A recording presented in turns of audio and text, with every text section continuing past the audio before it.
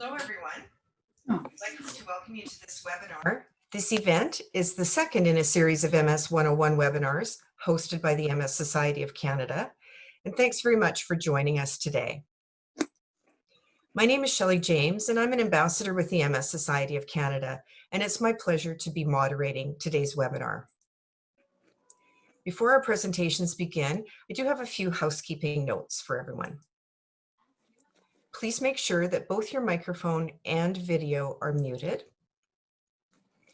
There will be designated time at the end for questions, and we'll try to get to as many of your questions as possible, but depending on time, we may not be able to get to them all. And please note that any questions pertaining to personal situations can't typically be answered in a venue like this, so we recommend contacting your healthcare professional for those. You can type any questions that you have into the Zoom meeting chat box, which you can open using the icon at the bottom of your screen. We'll be collecting those throughout the presentations and then reading your questions out loud at the end of the presentations. This webinar is being recorded for future viewing, but no participant names or identifying information will be displayed. And just a reminder that the MS Society doesn't approve, endorse, or recommend any specific products or therapies, but instead provides information to assist individuals in making their own decisions. For our webinar today, we're fortunate to have 3 speakers who will each provide very important and practical information for you. Denise Kendrick, OT, is an occupational therapist and a graduate of the Master of Occupational Therapy program in the Department of Occupational Science and Occupational Therapy at the University of British Columbia. She spent the last 5 years developing a student-enhanced OT program in the UBC Multiple Sclerosis Clinic. Denise also holds a position as clinical assistant professor within the Department of Occupational Science and Occupational Therapy, which has provided opportunities to teach and supervise students in a classroom learning and research capacity. Denise's presentation today is about fatigue management and MS. We also have Michelle McCarthy. She graduated from the University of Southampton in the UK in 1997 with a BSc Honours in Physiotherapy. Michelle has continued to work with clients with neurological conditions across a continuum of care, including a multiple sclerosis clinic in London. Since moving to Canada in 2007, Michelle worked in acute care in neurosciences before moving to the multiple sclerosis clinic at UBC in 2017. Michelle's presentation is on MS and exercise. And then finally, we'll have Valerie Borggard, who's an MS Navigator with the MS Knowledge Network. Valerie is a registered social worker in Alberta and has a BASc degree in addition to other professional certificates. In her role as an MS Navigator, Valerie supports people affected by MS by answering their questions as well as helping with their education and advocacy needs. Valerie will round off today's presentations by telling us how the MS Society can help.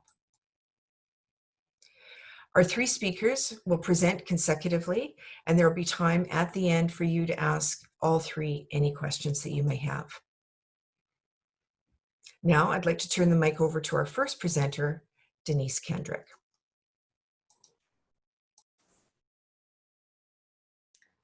Thank you, Shelley. I'm hoping everyone can hear me okay now. If not, just let me know. I'm excited this morning to be able to talk a bit about fatigue management in MS. And although this is a fairly big topic, we're going to do our best to kind of get to the meat of it today in the 25 minutes that we have.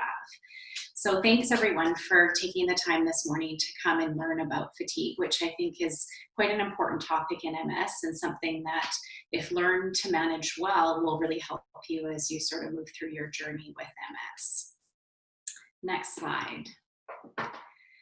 So I think it's important to start off with a definition of what is fatigue. And this is something that experts have come to a consensus on in about the last 10 years and have defined fatigue as a subjective lack of physical and/or mental energy that is perceived by you, the individual or caregiver, to interfere with usual or desired activities. So in other words, it's not like normal fatigue when someone without MS comes home from a busy day at work and is exhausted. This is something different and unique to the disease itself. Next slide. So typically when we've done this in person, it's a good opportunity to ask people how they describe their fatigue. And in this Zoom world, we're not going to have that opportunity. But what I'd like to ask is that you just take a couple minutes to reflect on your own fatigue experience and maybe some key words or a sentence that you would use to describe your fatigue.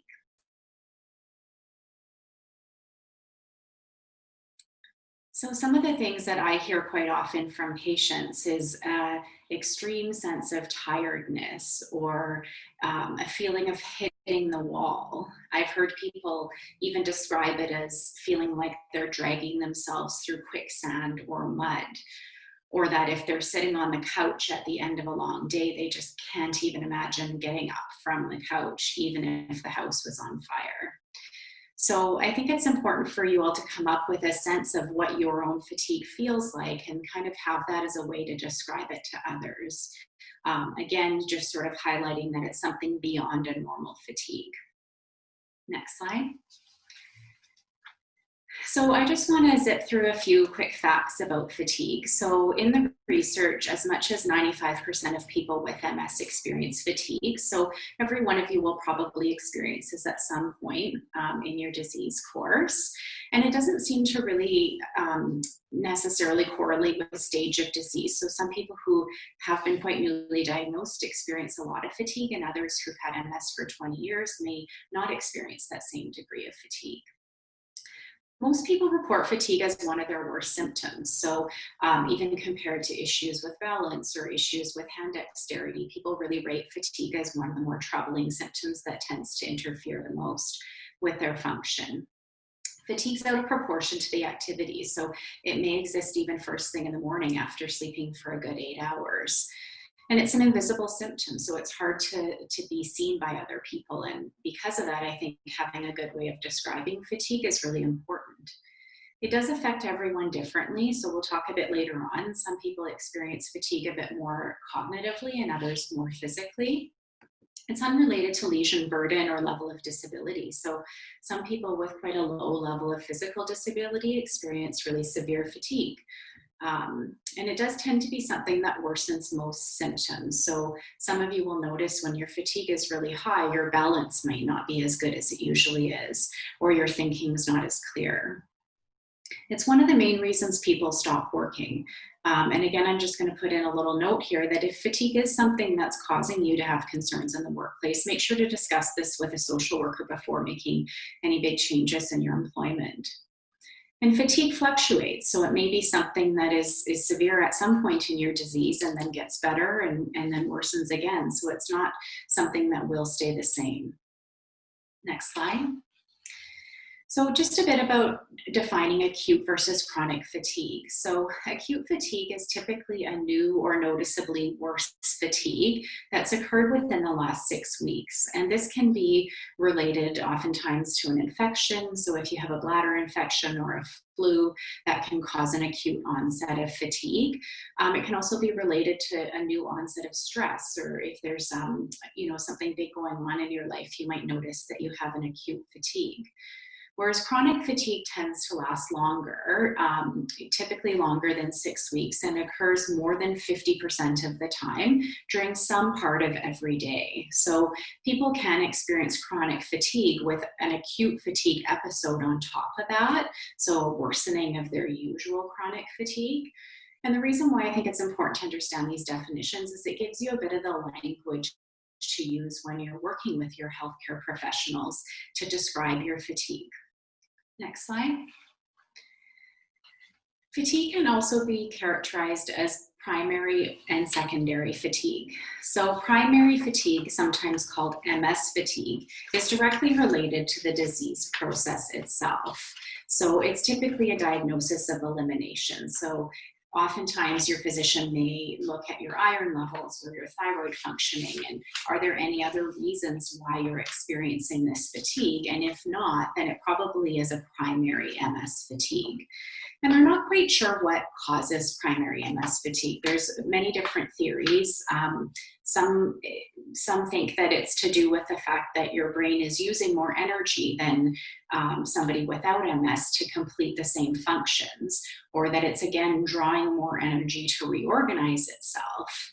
There's also a theory that general sort of activation of your immune system is what's leading to some of that MS-specific fatigue.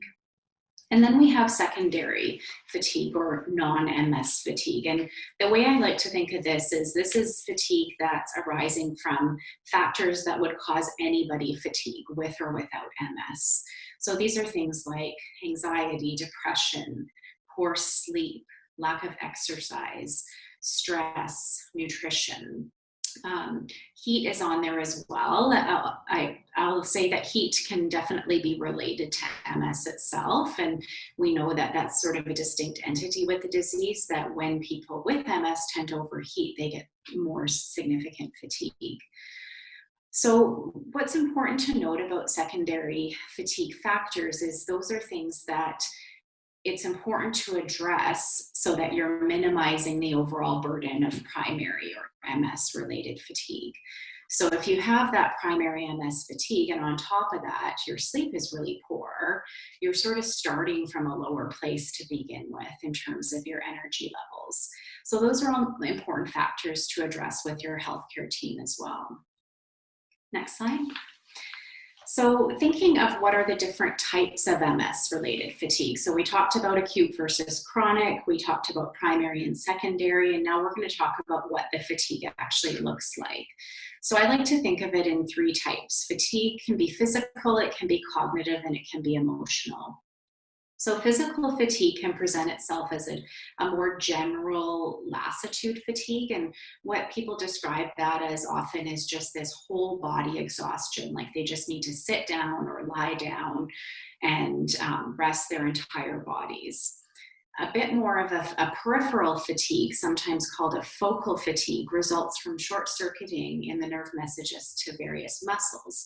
So an example of this would be after walking a longer distance, if you've already got some weakness in that right leg, you might notice it as that right leg gets heavier and weaker as you walk, because those nerve messages just aren't getting through as well.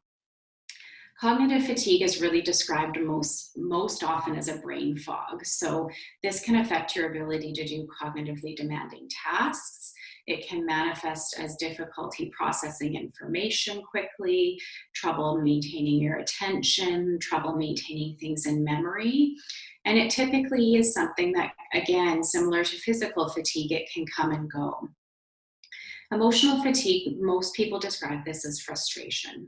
So I think generally the feeling of fatigue can manifest itself as frustration. And people with MS will often say that if they're exposed to a lot of emotions or highly emotional situations, they notice they fatigue quicker than prior to their diagnosis. Next slide. So I think it's important to always think about your energy levels and just ask yourself whether or not you're doing the boom or bust. So you might kind of wonder what the boom or bust is. And how I like to describe it is it's a fluctuation in energy level throughout the week that tends to not be normal. So what can happen in terms of people's energy level is when you have fatigue and you have a good day, without knowing it, you might be engaging in too much activity because you wake up that day and feel great. So you tend to maybe overdo it, try to get everything done while you're feeling good, which can lead to an increased fatigue later that day or even the subsequent days. And that requires you to rest for a longer period of time, which can then lead to having another good day after a day or two of rest. So this can be kind of a discouraging cycle to be in because it sort of feels like you're not in control of your energy levels and you're not sure from one day to the next what type of energy you're going to have. So that's something to recognize, and maybe through tracking your energy levels can help to identify if you do tend to have those big fluctuations. Next slide. So we're now going to talk a bit about using energy efficiently. So there's a lot of different terms for this. Energy conservation is one of the ones that we use most often. So this is just the idea of you wake up with a certain amount of energy in the day, or some think of it as gas in your gas tank or money in your bank account. And how do you spend that, right? So how are you spending your energy throughout the day? And are there ways you can change how you spend your energy to conserve it and to be able to manage your fatigue better? Next slide. So the first one we're going to talk about is pacing, and it is one of the more important strategies to manage energy effectively. It's been shown in the literature to actually be the most beneficial behavioral change that people can make to manage their fatigue. So the idea behind pacing is that you're trying to avoid that danger zone that you're slipping into when you're really losing energy and you're starting to enter that higher fatigue time of day, or people sometimes even will call it their crash, right? So at 3 o'clock, I crash and all of my energy is gone. So what's leading up to that, and what does that danger zone look like so that you can avoid going there and pace yourself? Next slide. So pacing is not an easy thing. I mean, it sounds like it is, but when it comes down to it, actually practicing it can be difficult, especially in our society where we all tend to just want to get everything done at once and then rest, as opposed to doing a little bit of activity and taking a bit of time for rest. So it's important when you're thinking of pacing to first figure out what is your baseline. Don't compare yourself to other people. Don't think about what you could have done 2 years ago. Think about right here and now, what is a reasonable amount of activity for you to engage in on a good day and on a bad day, and start there. And then think about what's a realistic rate to build up from there. So that's not to say that that's the only activity, that's the only amount of activity you're ever going to engage in at a time, but you want to build it up slowly so that you don't overdo things. And a good rule of thumb is 10%. So if you can walk for 10 minutes without feeling fatigued later in the day, and that's your good baseline, then you start with that and you walk for 10 minutes at a time. And maybe when you're thinking of increasing it, you increase it by 1 minute instead of doubling it, and walk for 20 minutes the next day. And tracking your progress is important because it allows you to understand when you potentially did overdo it and what was that related to. Next slide.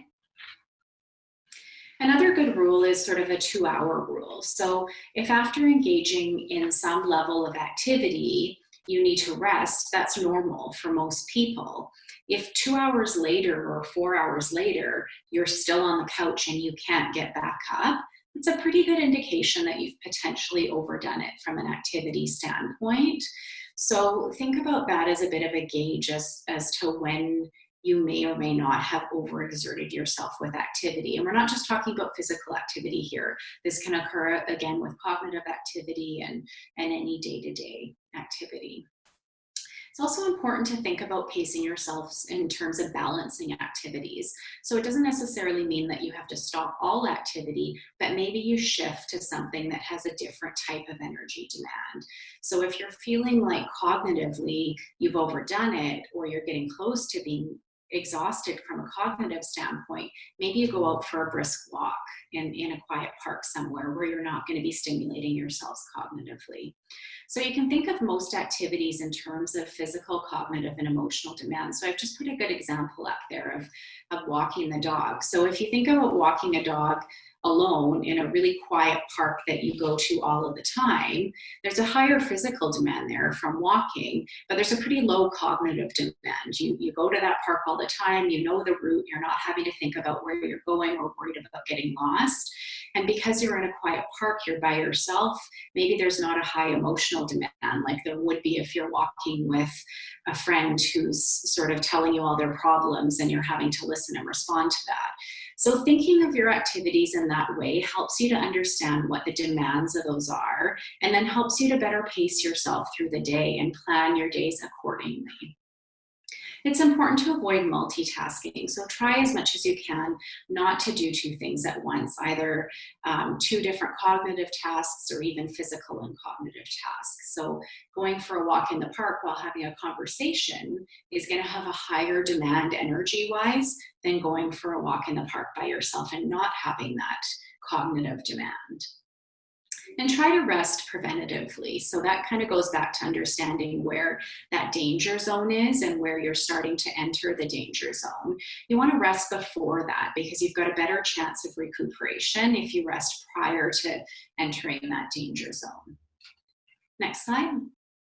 So planning, I'm not going to spend too much time on this because this is sort of just good common sense, but being organized and thinking ahead. Planning for outings to avoid unnecessary stress. So if you're going to go downtown and go grocery shopping at a new store, think about ahead of time, where are you going to park and how are you going to get there? What route are you going to take so that you're not having to do that on the spot problem solving that uses a lot more energy. Doing some good meal planning. So instead of getting home at the end of a busy workday at 5 o'clock and thinking, what am I going to have for dinner? Try as much as you can to plan ahead for that. Because again, it's those in the moment decisions that you might have to make that can cause more stress and fatigue than being a bit more prepared for that. Plan to higher energy activities at good times of the day. So for most of you, it's probably still morning time, and engaging in a cognitive activity like listening to this webinar might be better in the morning than it is at 3 o'clock in the afternoon. And then again, planning for those rest breaks between activities. So going about your day with a consistent alternating between activity and rest, as opposed to just doing all that activity and then crashing and resting for a longer period of time. Next slide. Another good strategy is prioritizing. So a lot of us tend to do the things that we feel we should do first in our day, and we don't make as much time for the things that we really want to do. And it's important to understand that the activities that you engage in that are enjoyable also give you energy back. So I have yet to hear of somebody who gets energy from vacuuming. It tends to be one of those things that just takes a lot of energy from you. So when it's possible, delegate those things to other people or put those off and really try to make time for the things that you do enjoy. And think about what has to be done in your day, and does it have to be done by you, and does it have to be done in the way that you've typically done it in, or could it be done differently or another time? Next slide. We also think about positioning and how you use your body, especially when it comes to physical fatigue. So the concept of positioning is using your physical energy in the most efficient way. So a good example that I often give is I have a light in my home that I used to have to turn on and off by reaching way over the back of my couch down to the ground to turn the light on and off every day. And I found that this was just frustrating and annoying. And after months and months of being annoyed by this, I finally thought, why don't I get one of those $15 smart switches that allows me to turn the light on and off from my phone. So again, I'm just thinking about how I'm using my physical energy. And now being able to turn that light on and off uses way less physical energy, is much more efficient and less frustrating. So I kind of challenge you guys to think about, what is one thing in your environment at home or at work that you constantly find annoying? And is there a way you can change it because often it's those annoying things that use a lot of unnecessary energy. So thinking about your body mechanics and thinking about, if you're working at a desk station, how are you set up there? Is it a good ergonomic setup? Are things close to you? Are you using your big muscles rather than your small muscles, and avoiding frequent bending and twisting and awkward movements that result in more fatigue? So good examples of how to position yourself to save energy is to sit in the shower instead of stand, to sit for the majority of your meal prep while you can and stand at the stove for those parts that you can't sit for, or even sitting in a chair with supportive armrests. These are all good examples of using your positioning to reduce the energy demands of a task. Next slide. So most importantly, at the end of this, I want you guys to really understand that your fatigue is real and it's related to the disease. It's not being lazy. It's not putting things off. Everyone's fatigue experience is different. So as I said, some experience it as more of a physical fatigue, while others really find that the brain fog is what's most persistent for them. You cannot push through fatigue. So if you're starting to feel fatigue, whether it be physical or cognitive, the only option at that point really is to rest for a period of time, recover your energy levels, and continue on.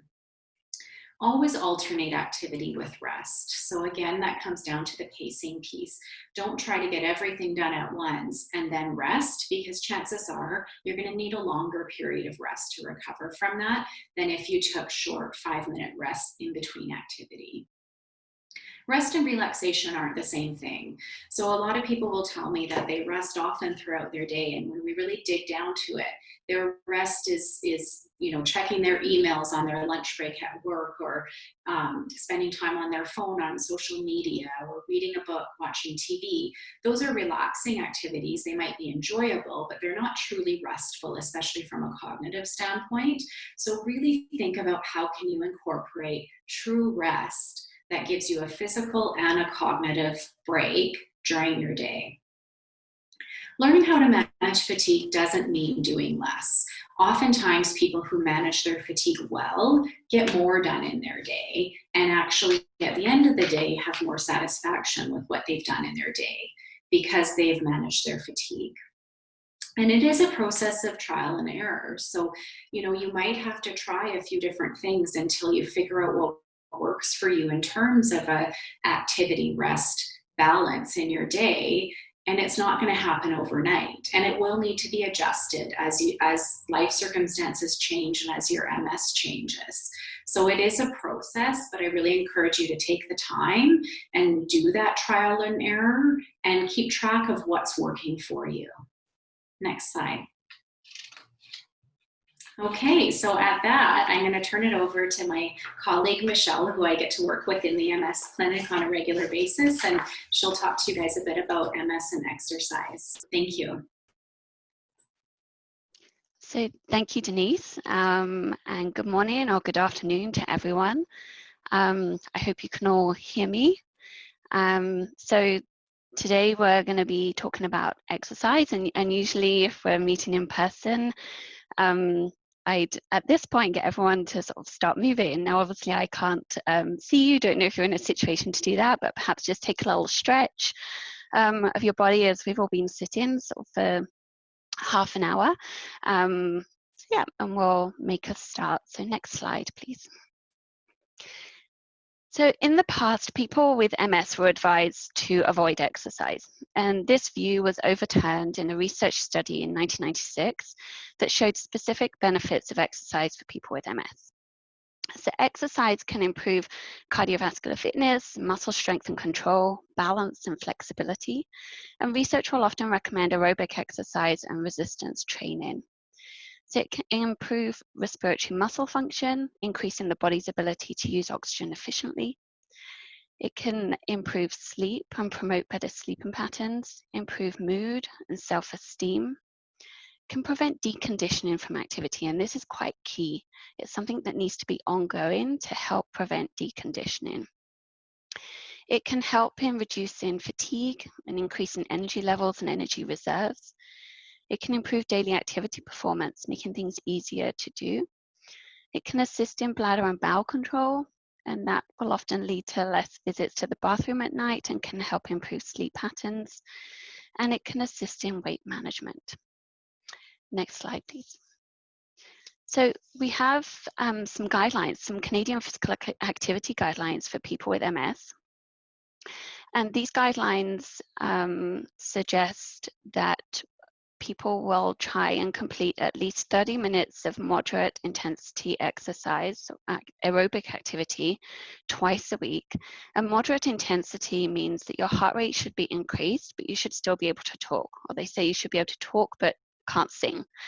If you're looking at a scale of sort of 0 to 10, then you'd sort of be in the part of sort of 5 to 6 out of 10 on exertion.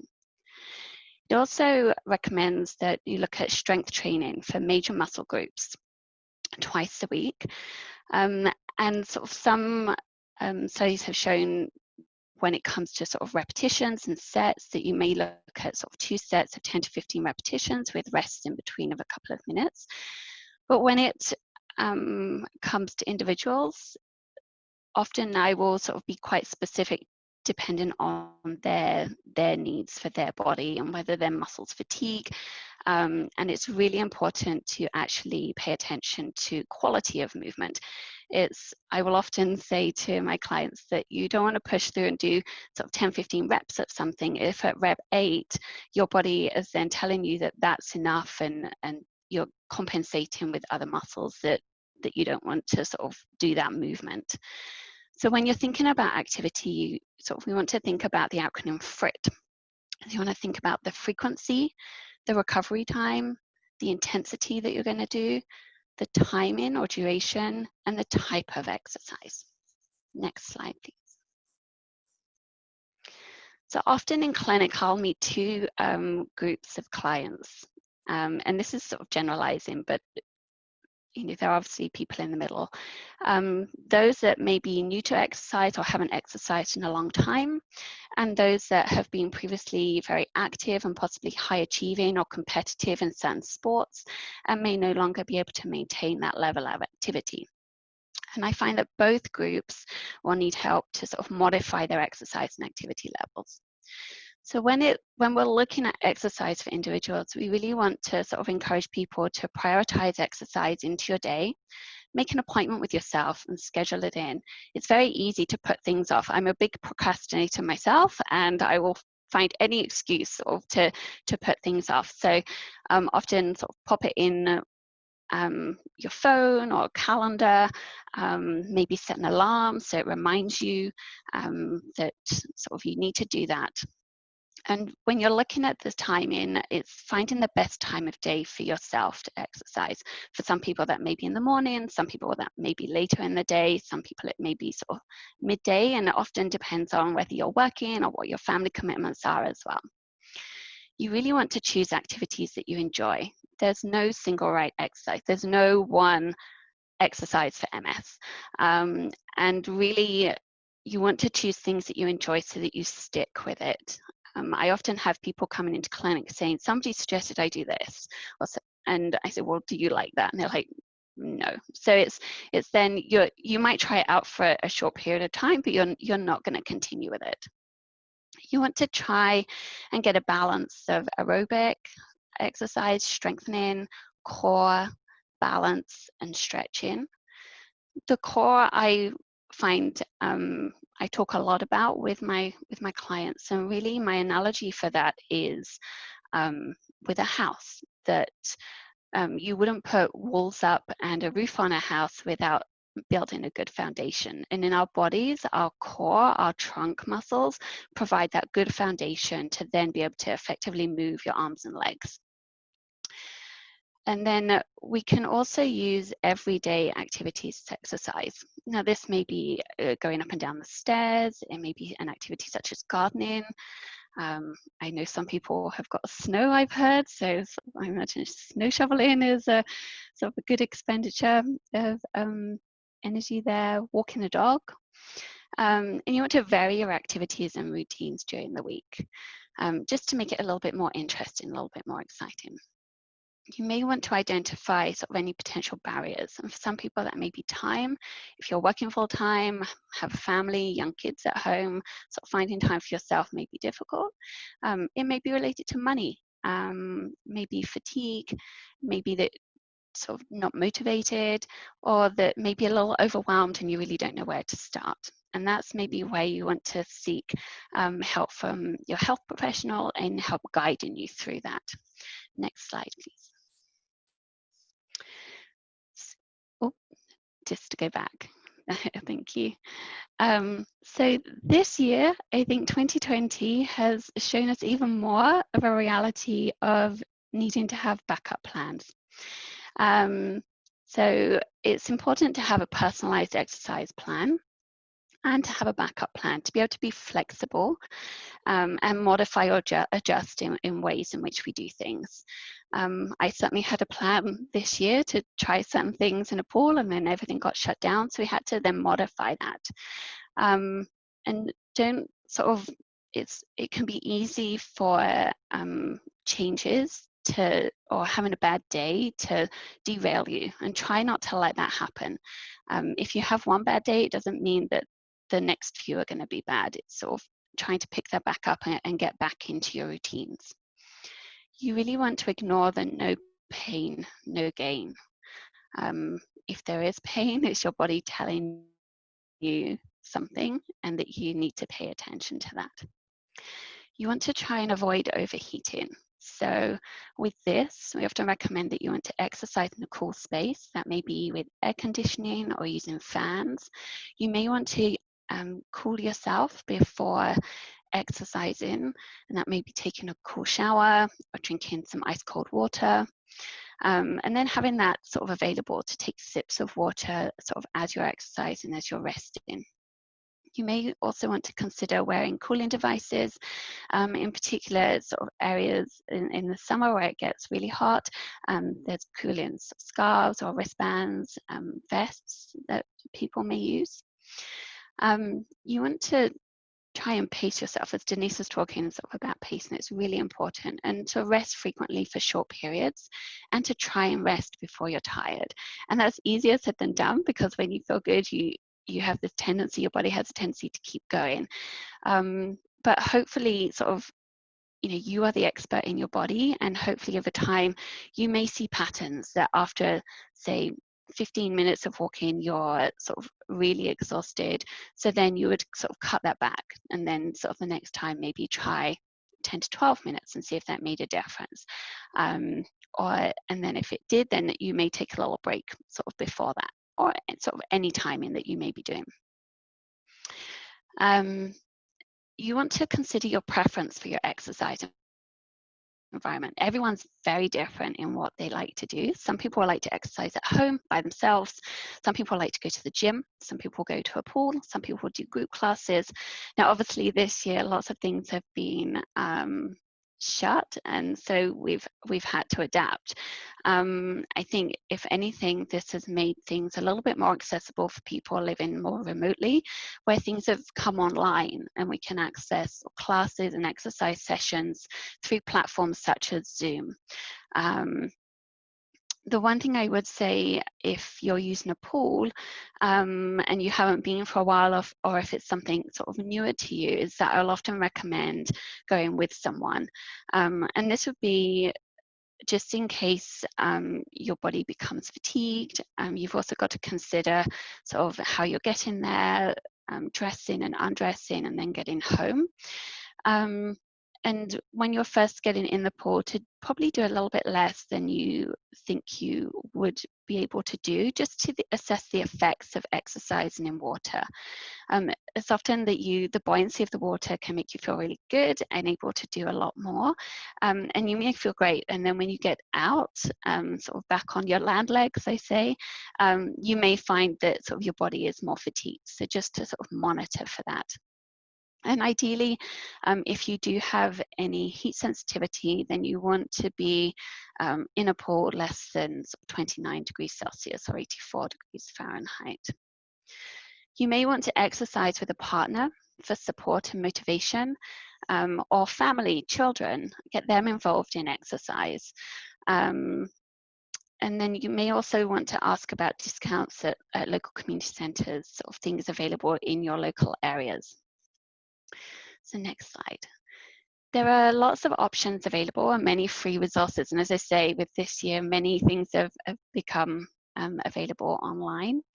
And we're relying a lot more on online options and sort of social media for resources. And what I would recommend is to look for reliable sources. And here I've just listed some of the societies, obviously the MS Society of Canada, one in the US, and 2 organizations in the UK. And all of those will have guidelines and sort of recommendations, resources available to you to search out. And some will even have links through to exercise videos available through their websites. The other thing is also to consider seeking a professional assessment and recommendations specific to your needs. So it's important to exercise from a general perspective, but there may be parts of your body that need specific attention.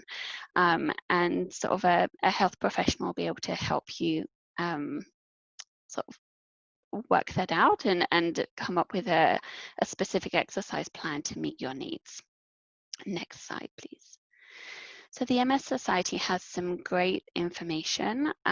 This is the MS Get Fit Toolkit, and it's a great tool for thinking about setting goals and creating action plans and backup plans. As we say, if you don't have time to sort of exercise for half an hour one day, then you may be able to do 15 minutes. And that's much better to sort of have that as a backup plan, to do that 15 minutes, than to not do anything at all. Next slide, please. They also have the physical activity guideline for people with MS, and this is lots of great information around sort of the exercise, importance of exercise, and then some actual exercises that you can follow in this. Next slide, please. So the Get in Motion website link is something that was set up a number of years ago and then it ran out of funding. But has been revitalized again during the COVID-19 pandemic. And this is a source of physical activity coach via phone or online conferencing. And they have volunteers that guide you through an at-home physical activity program. And this can provide accountability, sort of checking in and helping you with your goals and actually working through those goals. Next slide, please. So that's just a little bit more information about it, where you can sort of sign up if you're interested in that. And it's a link between both Queen's University and UBC. And it's open to all Canadians. It's not a province specific resource there. Next slide, please. So the one thing I would say is I'm always learning from clients. It's impossible nowadays to keep up with everything available. So I learn a lot about new resources, websites, apps that pay you to exercise and be active, which I was surprised about. And different bits of equipment. But peer support is also a great way to learn about and share resources. People that are in similar situations and they might find a good way or a sort of a good activity, something they're enjoying, and to really share that between you. There are lots of ways to sort of engage in activity and track what you're doing. And a lot of people now will have smartphones or Fitbits, Garmin's, or different apps that will track what you're doing. When people come in and I ask what exercise they're doing or how far they can walk, people often tell me how many steps they take in a day. I think that's something that a lot of us do track, and it's great. But it's also sort of to not sort of focus sort of obsessively on that, and just again to make sure that it's something regular in your sort of weekly activity schedule, and that it's really something that you're enjoying. So if we were in person, we would look at sort of discussing around activities and things that we do and that we'd want to share with others. So it's really to sort of take this time and think about what is sort of one exercise or activity idea or resource that you would want to share with someone else. What have you done this year when you've not been able to maybe go to your gym, or not been able to go to the pool and you've been at home and we've had to sort of isolate or stay at home? How have you adapted your exercise sort of routines? And for me, definitely, I have a child at home who's usually very active and didn't want to sort of go out as much. So we had to adapt to only being able to walk around our block. And then when we're walking, sort of making that a little bit more interesting. So we would look at sidestepping or galloping and walking forwards, and you know, he was skipping, and you know, you might feel a little sort of self-conscious in your neighborhood, but it's surprising how many people are out there sort of doing these activities. And then we actually followed an online exercise program that was live, and that sort of engaged us and motivated us to do things. Now, they're obviously online live sessions, but they're also videos that you can follow along in your own time, especially sort of if you're busy, or the timings don't work for you with specific online live classes, then there's always something that you can follow along at your own pace in your own time. And then it's really to think how you track your activity in a day or a week. Do you keep a check on it? Do you make sure that you're doing, sort of following the guidelines and recommendations? And it may be that if you're new to exercise, that you're not able to achieve the 30 minutes twice a week of aerobic exercise straight away. It may be that you need to start in smaller increments and build that up. It may be that you do 10 minutes at a time, or the 10 or 15 minutes, and it may be that you need to make sure that you have a rest day or a couple of rest days in between doing exercises there. Next slide, please. So when we're looking at things, it's really good to try and set yourself some goals, to really think about what do you want to try. And it may be something new that you've never tried before. And then to think, what time of day, for how long am I going to do that? How many times a week am I going to be able to do that? And be realistic. Don't set yourself a goal of doing something every day if you know that you're in full-time work, you have other commitments, because if you're not able to achieve it, you're going to feel defeated, and then maybe potentially give up. So really be realistic with your own schedules and your own abilities and what you're able to achieve. And it's a starting point and something that you can work from. You want to sort of assess your confidence in being able to do your chosen activity, and then try and be consistent with it for a couple of weeks. You want to think about who you're going to tell about sort of your plan, and then schedule a check-in. Maybe check in with someone that then you have an accountability to sort of check in with what you've been able to achieve in those 2 weeks, and really share it with someone. So we're going to go to the next slide. And this is just a sheet that, again, if we were in person, we'd be able to sort of go through and fill this out. But it may be something that you can do in your own time and then share with someone, share with a friend or a partner, someone at home, to really look at activities that you want to do. And we're going to get to the next slide. So this is just some apps that Denise and I put together, just that sort of some reliable resources of information that you may want to consider. And next slide. And thank you very much.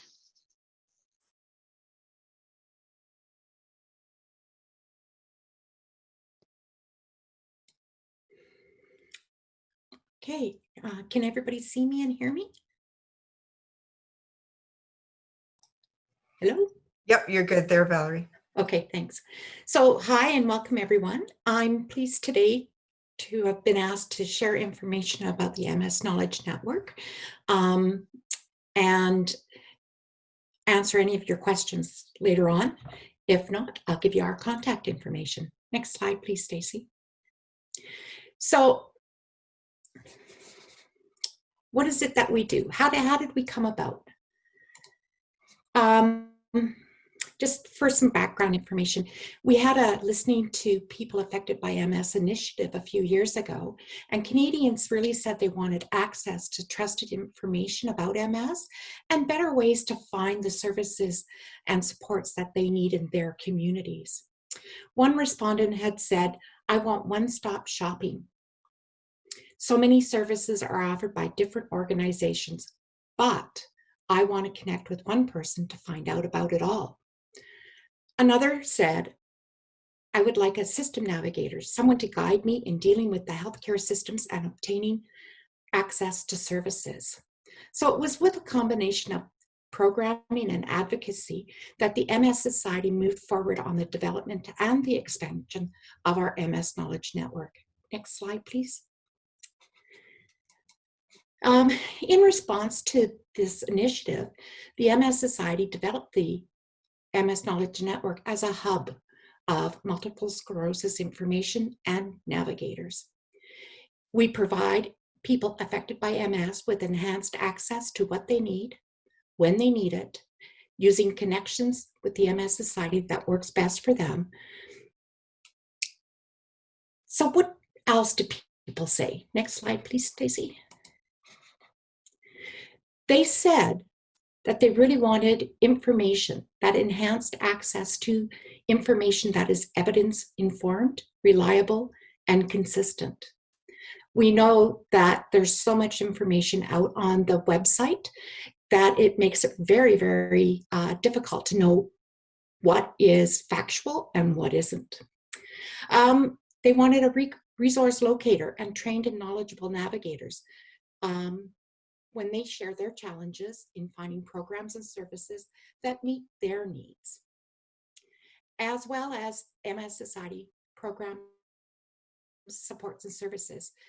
We look at connecting people up with that information as well that can help them get what they need, but also heighten awareness of MS Society in communities.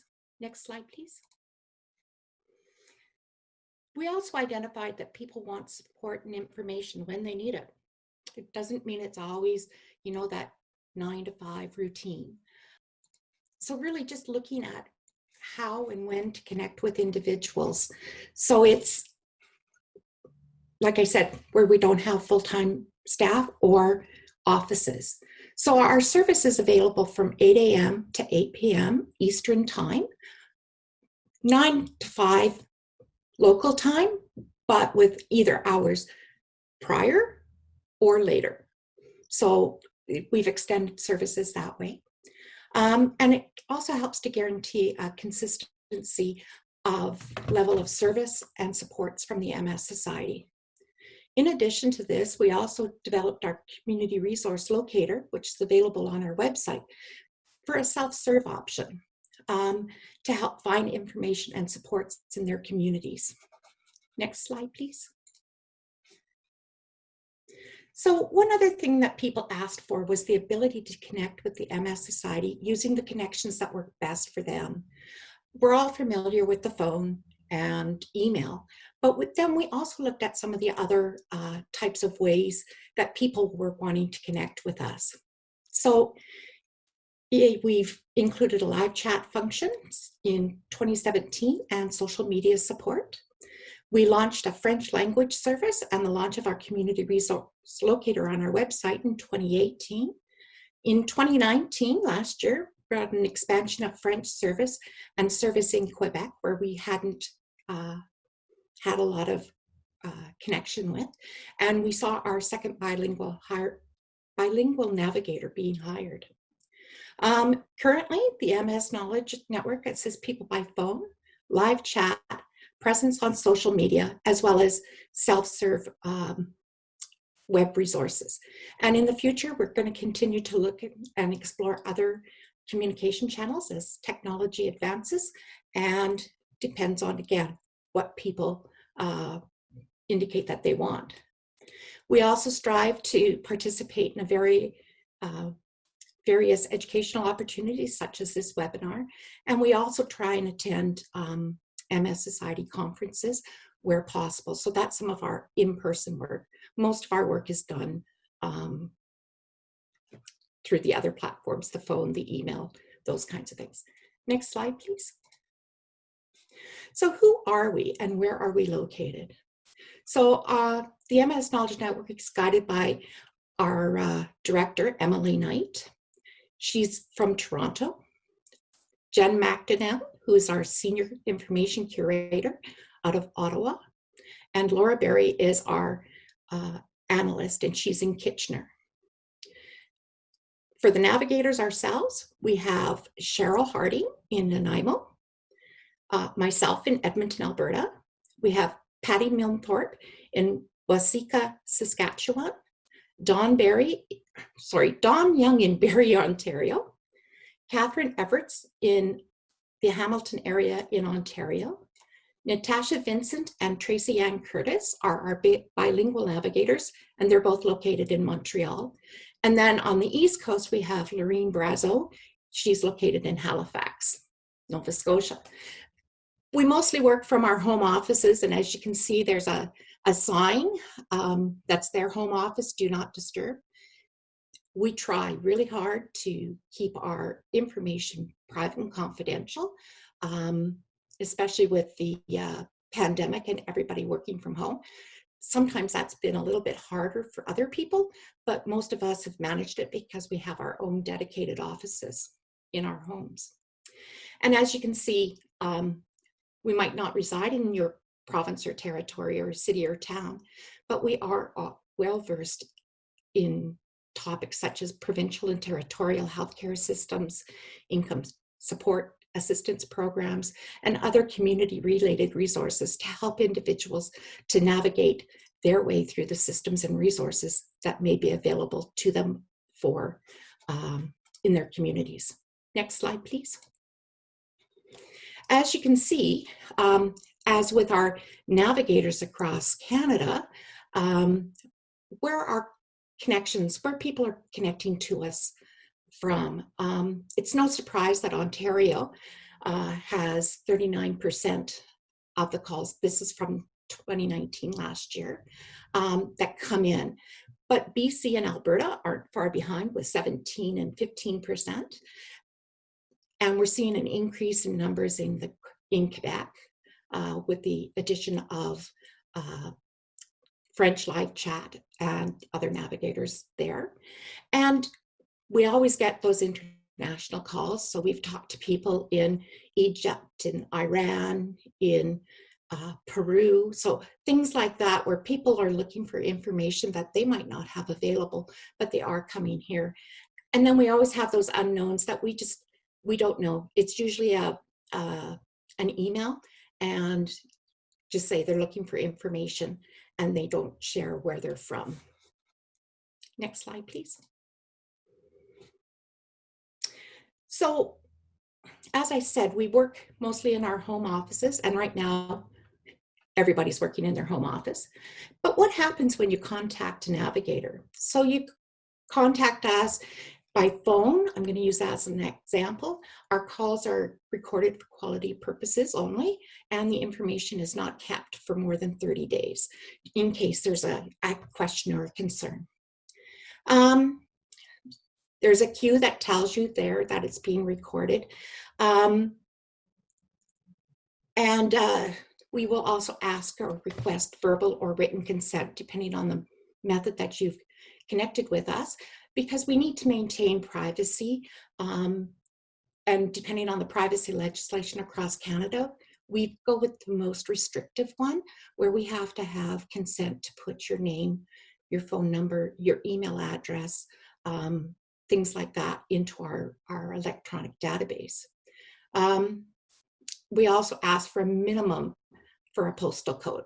It just helps us to gather some of that statistical information that we need. And it's really important to note that no one outside of the MS Society Programs and Services Department has access to this database, and we cannot share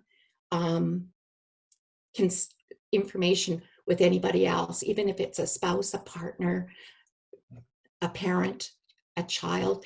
We can't share what one person talks about with somebody else unless they give us consent that we can share that information. And we get that sometimes where people are doing that. Next slide, please. So the first thing we do is day in the life of a navigator. Our days are busy and full. The first one we do is we connect up with the navigators that have started before us that day. So for me, when I start at 9 a.m. Alberta time, I'm connecting up with all the other navigators to the east of me.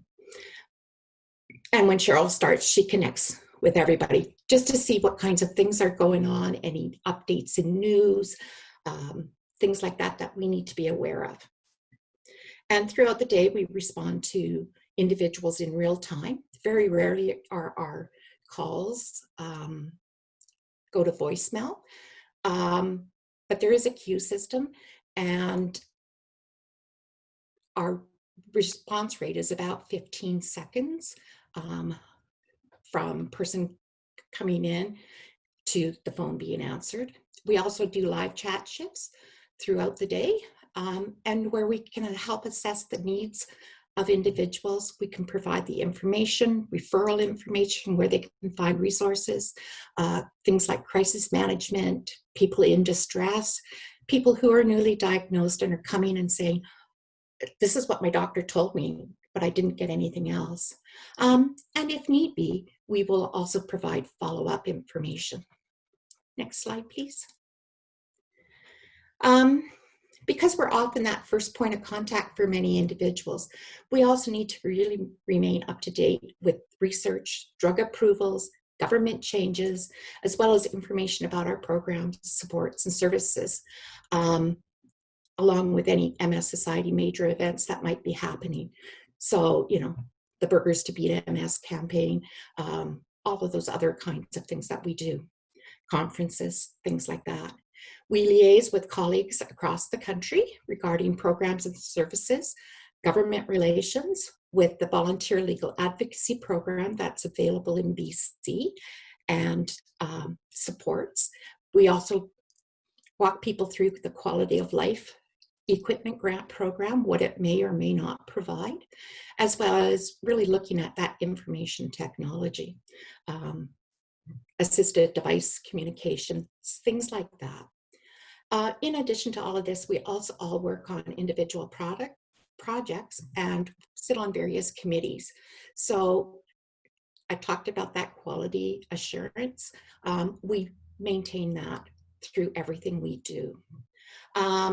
Crisis management, administrative work within the Knowledge Network. We work on content development, and we help edit and come up with new ideas. Our days are busy and full in the quest of providing that up-to-date, reliable, knowledgeable, and consistent information and support for people affected by MS. Next slide, please. So these are just some of the general areas in which we provide. So the general MS information, the about MS, the demographics, those kinds of things, symptom management, support that people may need. Like I said, if they're stressed, if they're worried, they just need somebody to help them to get things back on track. Something else is going on, and we really try and listen and provide support for individuals. We do a lot of information about MS treatments. People want to know what the MS treatments are, and that's not just pharmacological. It's also the things like we've talked about today, you know, that energy conservation techniques, or the exercise resources, physiotherapy, and some of those others. So we get a lot of inquiries about that, as well as other complementary and alternative treatment options. So things like diet and acupuncture and things like that. We also look at some of the allied conditions, so like neuromyelitis optica, information on research, wellness programs, and community service referrals. But it's really important to note, and we often get calls about this where people tell us their medical history, and we're like, hold on, we can't provide you or even offer any medical advice, but we can provide information on resources that the person may want to connect with, along with the community's programs and supports, and even how to self-advocate. So people come and have a problem talking with their doctor. How can I, talk with them, they're not listening to me, come up with a lot of the different resources and things like that. And there happens to be on our website the How To Health Guide, which was developed by the Health Charities Coalition, and it really talks about how you can talk with your healthcare teams to get the supports that you need from a medical perspective. Next slide, please.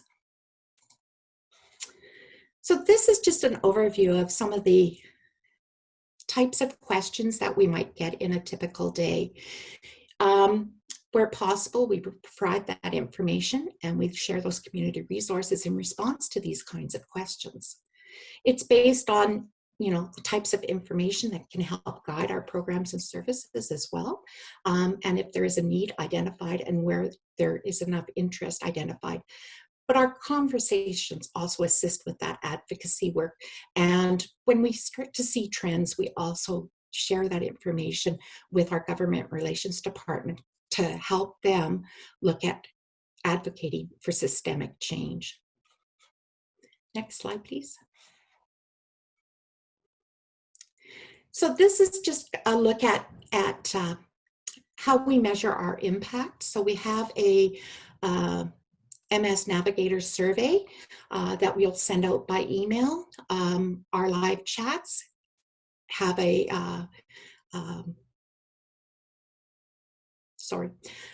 survey function as well, where you can provide your input.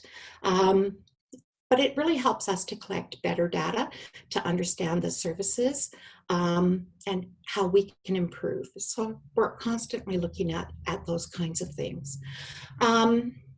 It's relatively consistent since we've been collecting data since 2017, and individuals have said things like, I'm very grateful that there are these programs and the wonderful people behind them to help people like me. And I got one the other day. An individual was really just sharing with me that they were just, didn't know where to turn. They felt humiliated when they were going to medical appointments for things like MRIs, even talking with their doctor. And the doctor had suggested that it might be MS. And just listening to them, and his response at the end of that initial call was, thank you. You've given me more hope in 30 minutes than I've gotten in years from my doctors. And that's what he was looking for.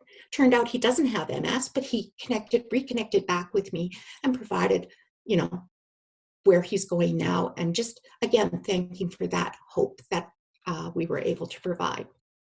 Next slide, please.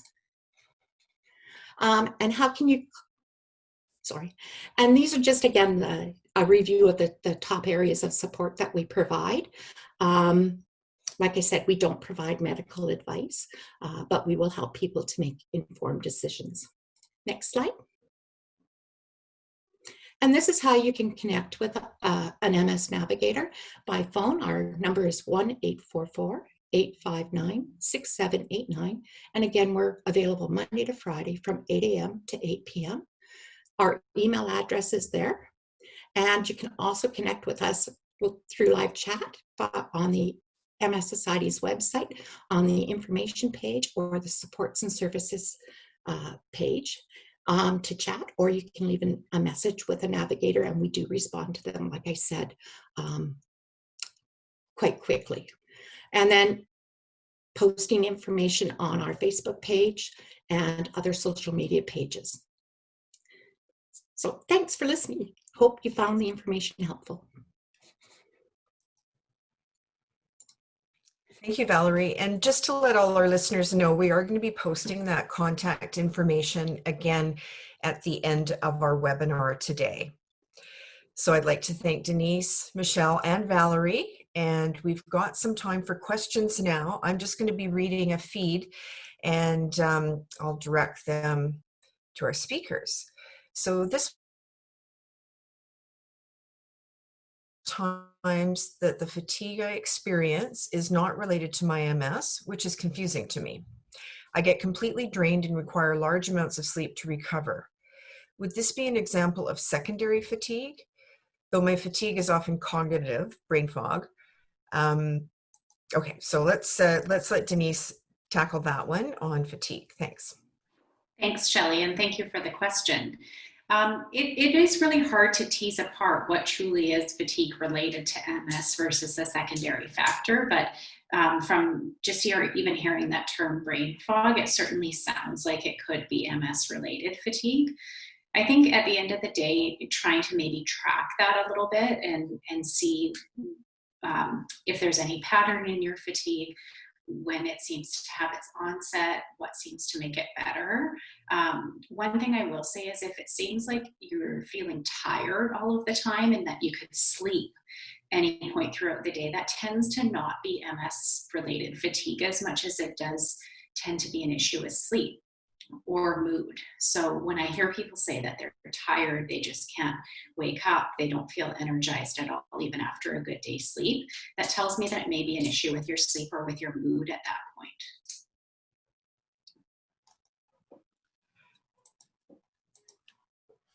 Thanks very much. I've got a couple of questions for Michelle now. Michelle, one of the questions is, you mentioned deconditioning, and if you could please sort of elaborate on what you meant by that. And then another question was, what are some good exercises to get the heart rate up if traditional cardio, like let's say running, wasn't a possibility? Okay, good. Thank you for the questions. So deconditioning is really a result of inactivity. So any of us can become deconditioned.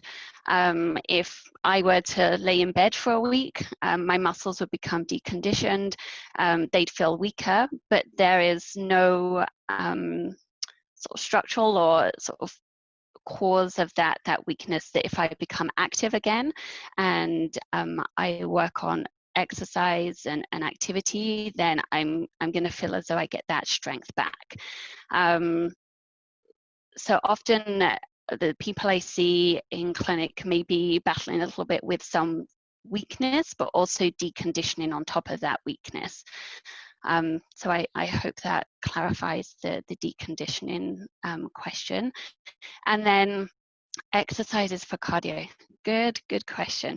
And I think this really depends on everyone's baseline exercise level. For some people, it may be brisk walking if you can't run. Some people, it may be cycling, it may be swimming, could be dancing. Anything that is going to increase the heart rate. So if you have more leg weakness, you may want to do more actions with your arms. And certainly I see people out, I live right by a greenway where people are often out on their bikes, and people may have modified their bikes where if they have sort of more leg weakness, and they'll actually have a bike that they can pedal with their arms. Yeah, so I mean, there are lots and lots of options out there to choose from. Thanks, Michelle. This is a general question, and maybe Stacy from the MS Society, who's helping behind the scenes. There's a request to show the list of MS apps that were at the end of Michelle's presentation. I guess there's a slide. So I'm just wondering if we could get that slide up again. And if not, if we could make it available on the MS website. So that's one question. We're getting that slide, great. Another question for Denise regarding fatigue and travel. Denise, are there any advice on traveling either by car or by plane, and how to manage trips and combat fatigue or even jet lag once we're able to travel a little more freely? Yeah, that's a great question. Thank you. I think when it comes to air travel, if your fatigue tends to be quite physical, then thinking about how can you get from home to the gate as easily as possible. So asking for a wheelchair to be provided by your airline so that you're not having to walk that long distance to the gate and through security, and be doing all of that while standing is a good way. When you're traveling by car, it sort of depends, I think, if you're driving or if you're a passenger. I know for a lot of people, driving can be quite a cognitively fatiguing activity because there's so much processing of information. So planning for good rest breaks and making use of rest stations to plan to pull over, even if you're a passenger as well, and just take a 10 or 15 minute rest break every hour or so throughout a longer trip. Using mobility devices as well. So some people within their day-to-day life may not need to make use of a mobility device like a four-wheeled walker or wheelchair or a cane, but when they're traveling, they may, because they just are aware that they're going to have longer distances to go compared to their usual day-to-day routine. So considering using mobility devices, and a lot of airlines will actually help you to arrange that, or if you're booking travel through a travel agent, they may help to connect you, for example, to be able to rent a scooter or a wheelchair or a walker on the other end, wherever it is that you're traveling to. And those can be good ways to save a little bit of physical energy, just especially being aware that when traveling, you're often doing more. In terms of the jet lag, I don't have any really good suggestions on that. That might be something to talk to your GP or your neurologist about. I know some people take things like melatonin for jet lag and find that can be quite helpful, but that might be a question for your doctor. Thank you. For Michelle now, if somebody's feeling weakness in a particular area, would it be advisable to strengthen that area or avoid emphasizing that area and do a workaround? Really good question. So it's difficult to answer sort of a general question without sort of knowing specifics. But ideally, say for example, sort of a big area of sort of weakness that I see sort of as a pattern can be the hip flexors. So the hip flexors may be weaker, and you certainly want to exercise those, but exercise those in a way that you're looking at sort of bigger movement patterns, and also that you're not fatiguing. So weakened muscles, you may not be able to do as much intensity, but you still want to activate them to make sure that they're not getting further deconditioned from being in sort of using them less. But you also want to look at sort of the muscles around them as well. So often people may be weaker in their hip, but they actually feel as though their knee is going to give out. And they'll come, I see people and sort of often have had people referred for sort of knee braces, and we test their knees and their knees are strong. So it's looking at sort of muscle groups around the area of weakness that can help support and stabilize. And that also brings into back to the importance of the core muscles and providing that sort of core stability to again try and make the movements in the limbs a little bit more efficient. Great. I have a little bit of a tag team question for Michelle and Denise. It's how does somebody manage working full-time and exercising while also trying to manage their energy resources? Any advice? That's a really tricky question. I think that's something both Michelle and I work with often in the clinic setting. Maybe I'll just sort of give a bit of an answer. Michelle, you can jump in as well. Absolutely. I think, like Michelle said, it's really important to consider exercise as one of your things in your day that you need to do, and to prioritize that as well as work. But it can be hard to work full time and to manage a condition like MS, because I often say, managing your MS can be a full-time job as well. So then you've got two full-time jobs that you're having to do. So being creative and maybe thinking about, could you use your lunch breaks as a way to get in some exercise? So most people's work is quite cognitively fatiguing, but maybe not as physically demanding. So could you get out of the office at lunchtime and go for a 15, 20-minute walk, which actually might help restore your cognitive energy and allow you to get in a bit of that physical activity as well. Any suggestions, Michelle? Yeah, I was thinking exactly the same thing, that sort of, many of us us sitting down sort of during the day. So anyone should be sort of taking a break and having some activity during the day, and lunchtime is a good opportunity. Sort of some people, their work is so busy that is hard, but even sort of a 5-10 minute brisk walk is something to add into your day. It may be if you're looking at stretches or some sort of even breathing and relaxation techniques that, if you're home from work, you either do that when you get home, or if you have family as well and have family commitments when you get home, when the kids are in bed, at sort of maybe that time. So it's looking at sort of what exercise routines you have, and maybe dividing them up into different parts of the day as to sort of what might be most suitable. When you are feeling a little bit more tired, you can focus on sort of a stretch and a relaxation, compared to rather than trying to make yourself go out for a really brisk walk when you're more tired, and doing that sort of maybe earlier in the day when you can maybe take a break, if you have a sort of a desk job. But also I would say that there are just some times in life where it is really tough, and that's okay. It's reality.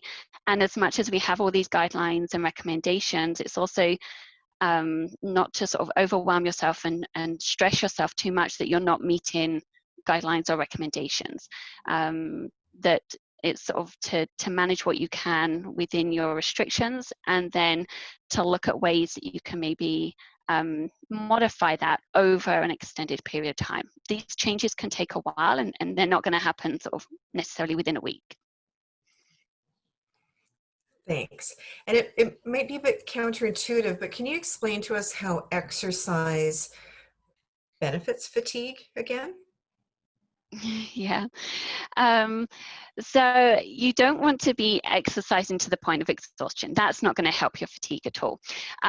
But really, when you're feeling fatigued, your inclination is maybe to sit and rest and sort of not do anything. But if you were to spend 4 hours on the couch, your muscles are going to become more inactive.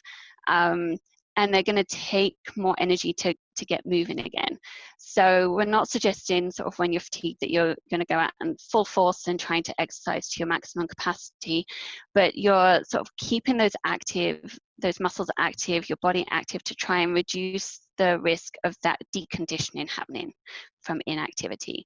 And then sort of helping to sort of build on sort of building those energy reserves, so that when you are doing activities, they take less energy to do them. I don't know if you have anything else to add, Denise. I think that's great, Michelle. I always think of the example of unloading a dishwasher, because that's one of my least favorite things. And if you're in really good physical condition and in good shape, the energy used to unload the dishwasher is just less than it would be when you're not in as good of conditions. So it makes, by being in better shape physically, it makes you use less energy every day for your day-to-day chores as well. Thanks, ladies. I've got a question for Valerie now. Valerie, for somebody who's newly diagnosed and looking at different medication options, what's the best resource to help them navigate through all of that? Thanks. That is a great question, and one that we get quite frequently. Really looking at the pros and the cons, so developing a pro and con list.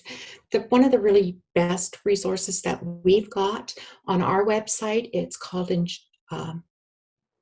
Exploring My Options, and it talks about, there's at the back of the book, there's different processes that you can take, questions to ask, information to gather. The other really good website is MS Trust. They've out of the UK, and they've got a decision-making tool that can help people to look at the options on what might be that best option for them. Thank you very much. We've got time for one last question, and I know it could have a big, long answer, but I'm going to request quick answers. Are there any thoughts on meditation as either something that would create energy or deplete energy? I'm going to hand this over to Denise, I think. I would say the shortest answer is 100% yes. As much as you can, trying to learn strategies for mindfulness and meditation will often restore your cognitive energy. Just the benefits of it are very well known now. Just the simple act of focusing on deep breathing can reduce your heart rate. It can lower your blood pressure. It can bring you a sense of calmness and a break from processing information that you're doing all day long. So yes, as much as you can, we should all learn how to bring some mindfulness into our days. And there's a lot of great ways to do that now with apps like Calm and Breathe and things like that to get you going. Even just when you're standing in the shower in the morning, instead of thinking about all the things you have to do in your day, think about the feeling of the water on you, think about the temperature, think about what you're seeing in the shower. And that's a great way to just practice a little bit of mindfulness.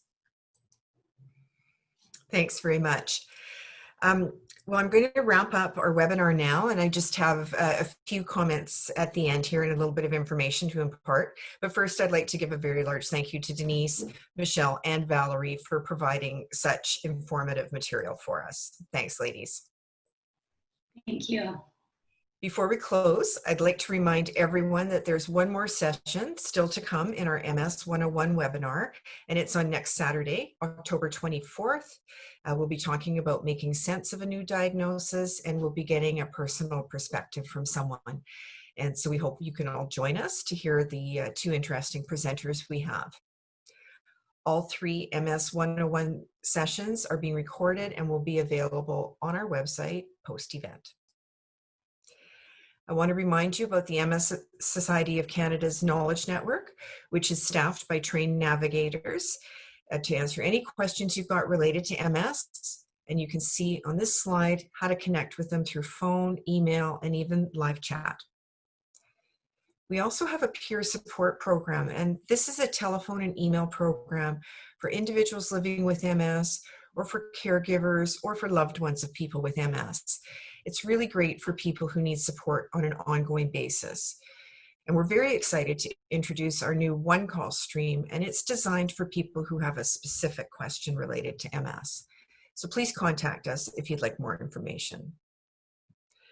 And a final reminder that you'll be receiving a survey following this webinar series, and I encourage you to fill it in and let us know if this information was valuable to you.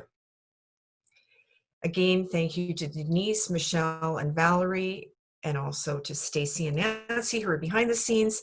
And thank you to all of you for participating in today's webinar. I hope to see you all next week. So long.